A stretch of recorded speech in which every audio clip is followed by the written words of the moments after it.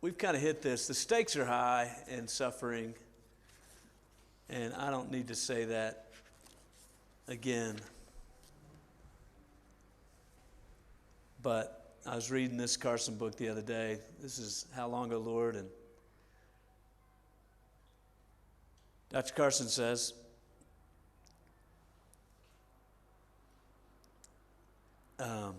we can be so busy working, enjoying life, pursuing our careers, even serving the Lord, that we no longer really reflect on His Word or take time to pray or sort out our priorities before Him. The popular song, He's Washed My Eyes with Tears That I Might See, may indulge in too much sentimental doggerel, but it expresses an important truth. He says, clearly, suffering can sometimes have that effect of washing our face and making us clear, but suffering does not always have that effect. Pain tends to make people better or bitter. If we find it is developing in us a pattern of bitterness, we are in desperate straits. And one of the first steps to reverse such bitterness is to come before the Lord, broken and confused and hurt we may be, and read His Word, seek His face, and ask Him to provide the comfort that only He can. So the stakes are high. Tim Keller says stakes are high, and suffering will either leave you a much better person or a much worse one. And what I want to do, or what we're going to do, I'm going to lay out 4 dangerous traps that emerge in suffering. And even as we've been talking, there's more. Obviously there's more, but fear, envy, doubt, and discouragement. So all right, the reason, and this is a vital quote, in my opinion, and it's actually, Paul Tripp's book on suffering is probably the best single volume. Maybe this or Paul Tripp, but if I was giving one to a member of the church, it would definitely be Paul Tripp's book. And he says, y'all see that quote, he says, the reason many do not suffer well is not always apparent. And here's what Paul Tripp says. Here's what every sufferer needs to understand.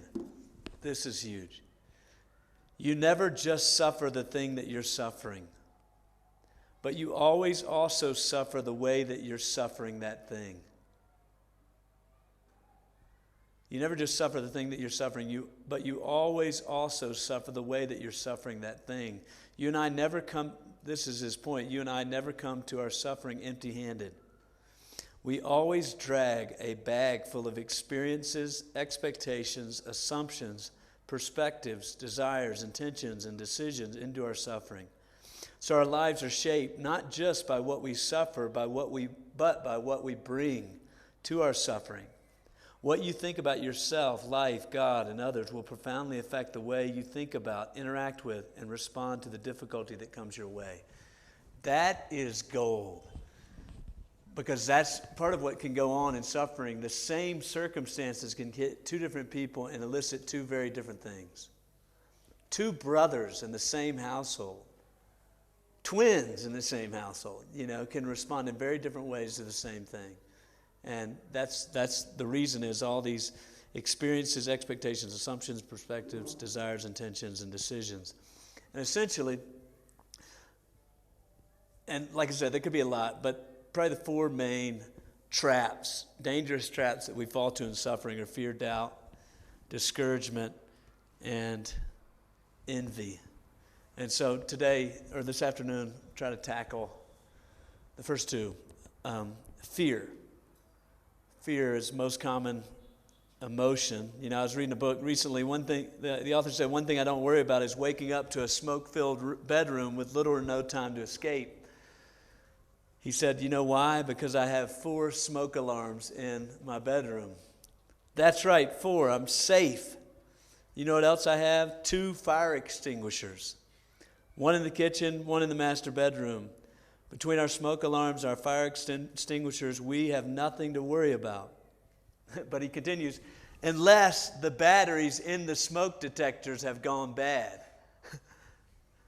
When was Last time I tested my smoke detectors, he said, I've never tested them. I stare at them occasionally, but I don't know if they actually work. And he said, the fire extinguishers, for all I know, they could be full of shaving cream.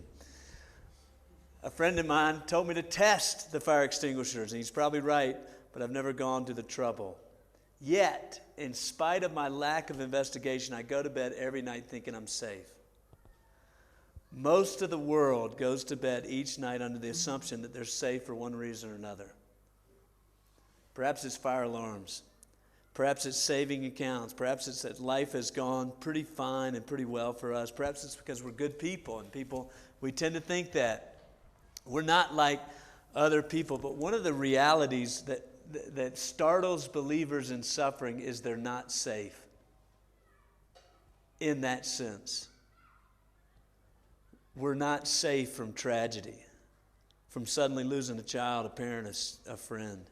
We're not safe from betrayal, from the agony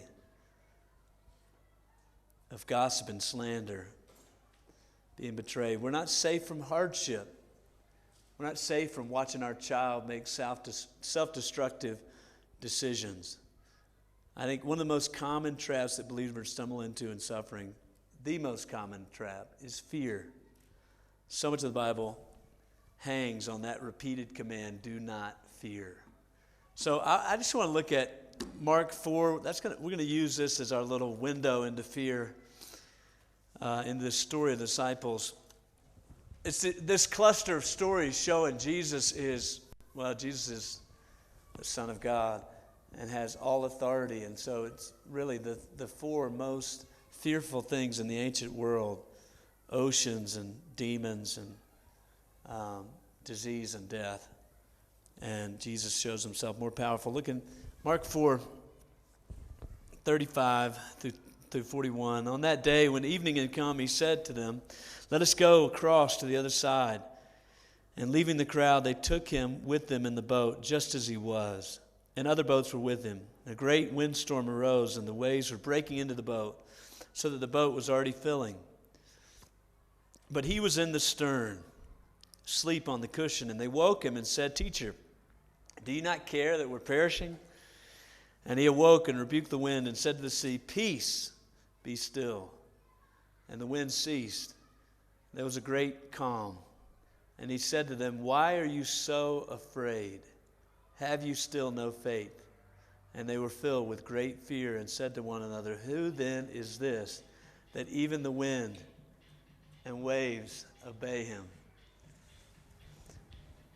So I think, I don't even know how many points it is, but it's just kind of getting into what is. Jesus obviously rebukes them and says, Why are you afraid? But what is going on that leads to this fear? I think what goes on in fear every time is a sudden change of circumstance begins to control our meditation. The passage opens with Jesus commanding the disciples to go across the Sea of Galilee, and so they obey. They take him in the boat. And you guys know this. This would have been a typical first century fishing boat.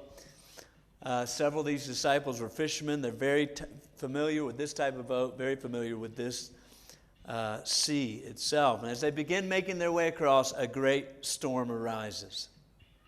Now, storms, probably as Josh said, are quite common in the Sea of Galilee because of the way the mountain range, Mount Hermon, is above there. But this storm is unusually intense. We see that. Mark says, a great windstorm arose. It's the same word used for a hurricane. So it produces waves that crash onto the boat and begin filling the boat. And the first thing we want to notice about this story is that a sudden change of circumstances changes everything. A couple months ago, we were on our way to Vietnam. I can relate to Josh Pinnell a little bit because we got to the airport in Detroit, and we were told by some different international helps that we did not need a visa. And so we're just like, I got two of my oldest kids, and we're walking. This is the first time they've ever been on an airplane, so they're like jazzed and having a good time. We're talking, getting getting stuff ready, walking up and show our paperwork. And they said, you can't get on the plane without a visa. And immediately, man, this sudden change, it changed my mood completely. Over the next 45, it was the most intense hour of my life because we had an hour before they were going to start building. Had to apply for all these e-visas so that they would let us onto the plane. Thankfully, we were able to get into the country, but it was an intense 45 minutes. Well, that's similar to what the disciples are happening. Oftentimes in suffering, we're not wrestling with, is God good? Nobody's like walking through the day on their way to Zing thinking, is God good? Is he sovereign? No, what happens is something happens that begins to control our meditation and make us think about something else. A sudden change of circumstance happened to these disciples. That's the same way it happens to us. It changed what they assumed. I think this is a very interesting point. Look in verse 36. If you look at the way, or 35 too, look at the way Mark writes it. He almost implies like the disciples were overly confident in themselves. Look at Jesus says, let us go across to the other side. And leaving the crowd, they took him with them. Almost seems like Mark is saying, he's saying, let us go. And then it says, they took him. Almost as if he's saying, we know the sea. Like, you're tired from preaching all day, but we know the sea. We'll take you across the sea. You don't have to tell us what to do. And yet, it's precisely these guys that are taken by storm. I mean, it's hard not to over-exaggerate that point. These are the fishermen that take you off the storm or that are taken out by the storm. And so that sudden change of circumstances is how suffering comes in and immediately begins to introduce fear. I'm sure we all had that experience of something suddenly happening that changes everything. Point 2, our meditation makes our problems seem bigger, scarier, and more unsolvable. So our meditation doesn't stay neutral. It begins to make our problems seem bigger, scarier, and more unsolvable. That's what happened with these disciples. They're going along, and Jesus is in the stern, and that's supposed to be a good thing. The storms fall upon them. The water keeps breaking over the boat, and there seems to be no release.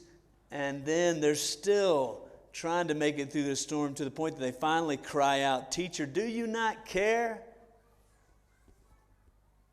And we know the way this is. As you meditate on your problem always becomes bigger, Paul Tripp says the dynamic is clear. The more you meditate on a problem, the bigger, scarier, and more unsolvable it appears. The problem of fear always begins with a problem of meditation. You choose what you remember and what to think about and what you forget. And so too, when the Bible calls us and commands us to not fear, it's telling us to remember something true about God and His character. So Paul Tripp says, what controls your meditation will control your thoughts about God, yourself, others, your situation, and even the nature of life itself.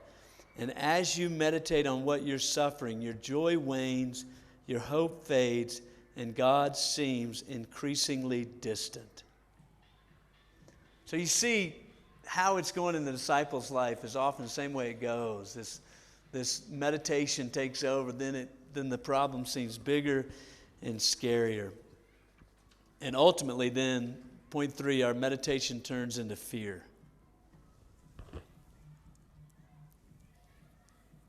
After the disciples continue to think about the problem before them, they give in to fear. So much so that in the rebuke, Jesus makes clear what's going on. Why are you afraid? Jesus is rebuking them. I think 2 things have happened. Their meditation have caused 2 things to happen to them. They realize their problem is bigger than they can handle. Whether or not we're conscious of it, meditation on a problem causes the problem to seem bigger and scarier and more unsolvable. Causes us to realize it's bigger than we can handle. And then 2, they assume God doesn't care. So I don't think it's wrong to fear God. I mean, I don't think it's wrong to necessarily fear. I think, we're all going to have propensities to fear. I think, or just the emotion of fear is not necessarily wrong, but it's what fear does to us and where it leads us. And so the meditation on the problem that we realize, a meditation on a problem that we realize is bigger than we can handle should be a good thing. Because it can lead us to casting our cares to the Lord, to humbling ourselves for Him. Just like 1 Peter says, humble yourself before the mighty hand of God so at the proper time He may exalt you. But usually it leads to the assumption that God doesn't care. And so instead of fearing the Lord above all, we begin to fear our problem. And our meditation becomes our fear. Point 4, fear becomes the lens through which we view life. And I think this is what we see when we're counseling people.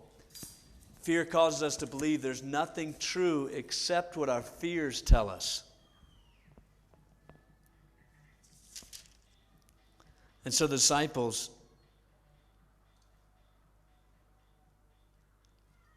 they have Jesus in the stern. The way Mark tells the story is pregnant with meaning. The great windstorm arises, but he was in the stern asleep, and they woke him and said, "Teacher, do you not care that we are perishing?"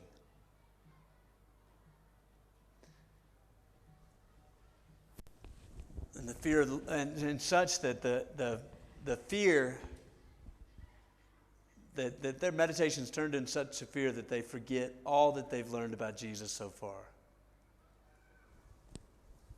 They've forgotten His goodness, and they've forgotten who He is. And they're viewing everything on the basis of their fears. They're tormented by these fears and not by the truths of God. We know the fear of the Lord is a fountain of life. The teaching of the wise is a fountain of life, that we may turn away from the snares of death. John Flavel, and he's one of the Puritans in England, has a fabulous book on fear. And he says, among all the creatures God hath made, devils only excepted, man is the most apt and able to be his own tormentor. And of all the scourges with which he lasheth and afflicteth both his mind and body, none is found so cruel and intolerable as his own fears. And I'm sure we've all interacted with people we've gotten into these situations ourselves where fear begins to control our hearts and control our minds and control our view of life.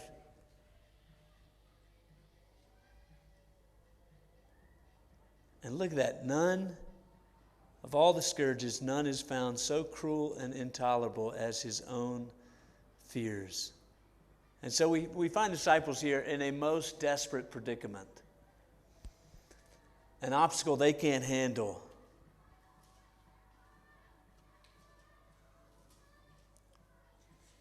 And we found them consumed by fear. They have the Lord in their boat, and yet, they're tormented.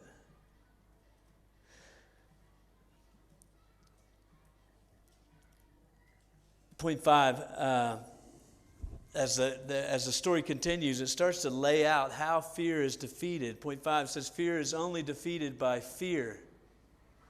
After their question, Jesus, they ask him, do you not care? And after their question, Jesus finally calms the storm. Look at verse 29. And he awoke and rebuked the wind and said to the sea, peace, be still. There was a great, now notice Mark's points, it's very clear. There was a great storm and now there's a great calm. Now we should think there should be a great calm in the disciples' heart and life now. But the calming of the storm doesn't erase their fears. It increases them. Look at their response. In verse 40 and 41, Jesus says, Why are you so afraid? Have you still no faith? And they were filled with great fear and said to one another, who then is this that even the wind and the sea obey him?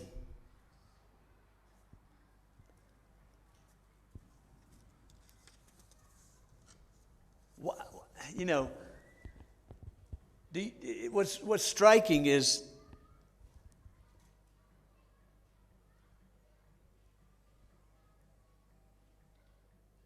their response of great fear is not merely to the miracle,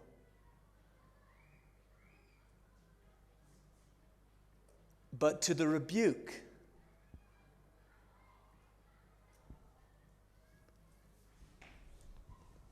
Behind Jesus' question, why are you so afraid, is a most important rebuke. I think what's going on with these disciples is they thought, they hit the jackpot with Jesus Christ. I mean, Jesus Christ is going to be with them. He's going to solve all their problems. As we'll see a little bit, he's going to make food to feed 5,000 with a few loaves. He can cast out demons. He can do whatever they need. And so they assume, which is what we so often assume, they assume that Jesus or that Jesus would never lead them through a storm.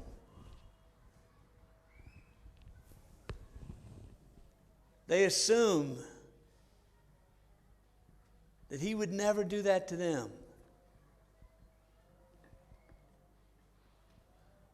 And Jesus says, have you no faith? Why are you afraid?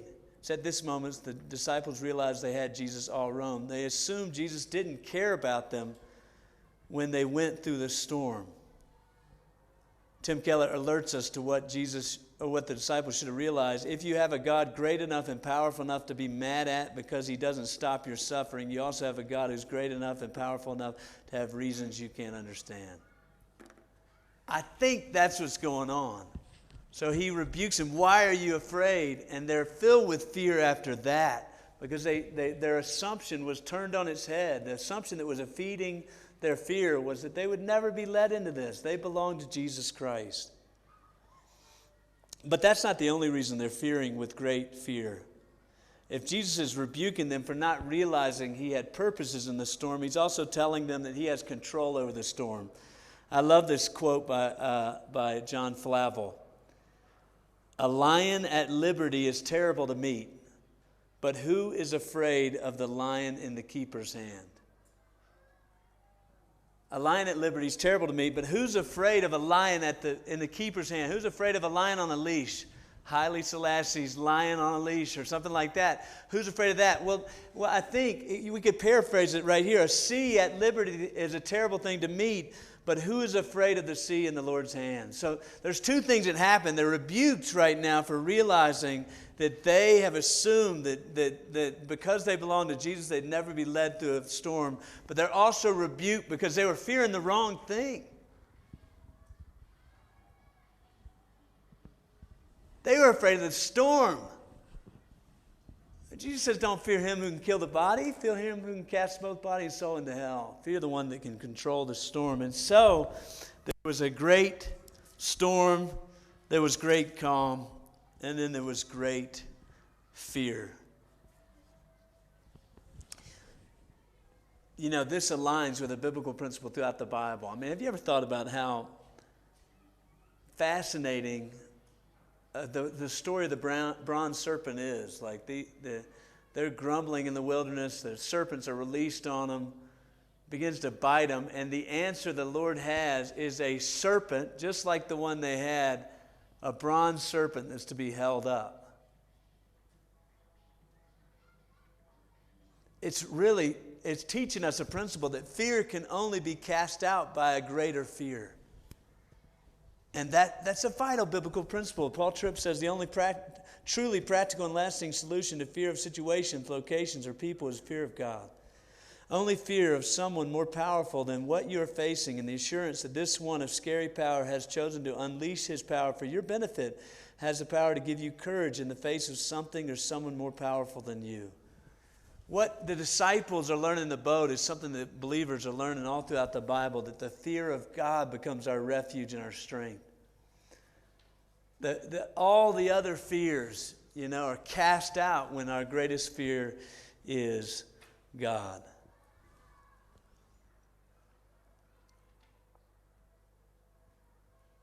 Isaiah 8, 12-13, don't call conspiracy all this people calls conspiracy. Don't fear what they fear, nor be in dread. But the Lord of hosts, him you shall honor as holy. Let him be your fear, and let him be your dread. Flip to Acts 4, because I find this fascinating. So, obviously, these disciples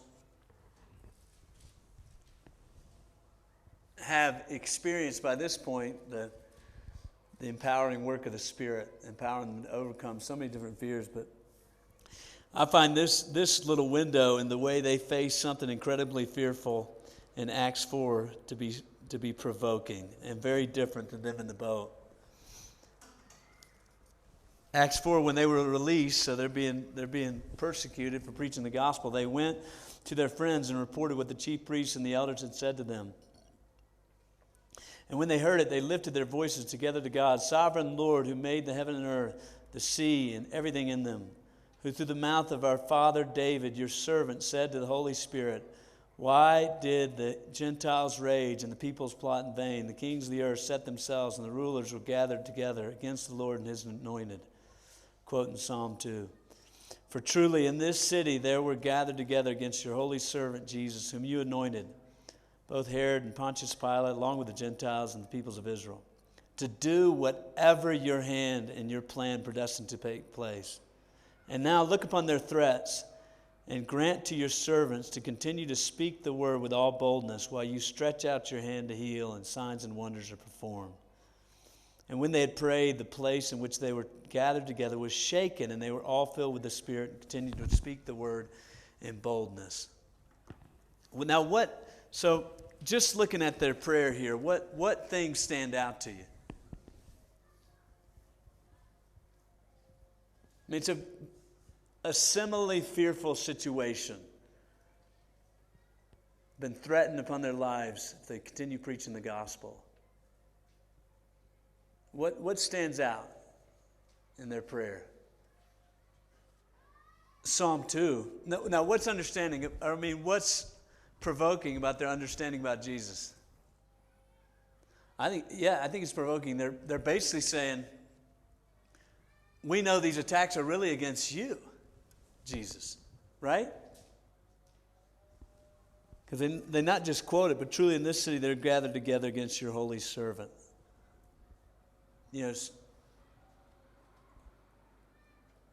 Gentiles and rulers are trying to strike the shepherd, and they're striking all his under shepherds as well. What else? They don't say, give us freedom. They don't say, can we get a new man in charge? Or something like that. They don't pray an imprecatory psalm. What else? What? Yeah. The sovereign there is literally despot, so it's like the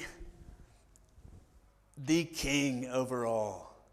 And then that who made heaven and the earth, the sea and everything that's in them. That's used in Psalm 146, Acts 17. It's just a cluster that runs throughout the Old Testament and is referenced in the New as the one who rules over everything. I love that. They confess that he's actually the king. So unlike them in the boat, suddenly they're saying, they're fearing the Lord. I love the little theme too, or the theme running through there of servant. Who through the mouth of our father David, your servant. And then your holy servant Jesus.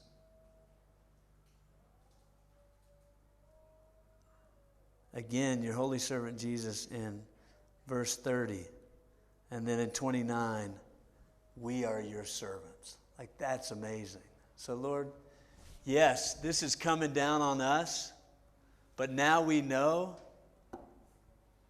that just because the storm clouds gather, that doesn't mean we're not the people of God. And in fact, precisely in them, we're saying, we belong to you. And such that, just like a servant with any ruler, they say, look at us. If this is what you want, it's kind of like Augustine. Command what thou wilt, but give what thou commandest. That's what he's saying. If this is what you command us to walk through this, then give what you command. And then, obviously, incredible. The Lord gives them all they need. The idea is that Christian life is meant to be lived in this perpetual fear of God. And what we got to do as pastors is root people and ground this in people. Back in the old days, one of the ways they did this through catechism. I do have the Heidelberg Catechism right there, but that it's just provoking. It's what I think fearing God looks like. What is your only comfort in life and death? That I am not by my own, but belong, body and soul, in life and in death, to my faithful Savior, Jesus Christ. He's fully paid for all my sins with his precious blood, set me free from the tyranny of the devil. He also watches over me in such a way that not a hair can fall from my head without the will of my Father in heaven. In fact, all things must work together for my salvation. Because I belong to him, Christ, by his Holy Spirit, assures me of eternal life and makes me wholeheartedly willing and ready from now on to live for him. That's the way it's designed to live, like anchored in those precious truths.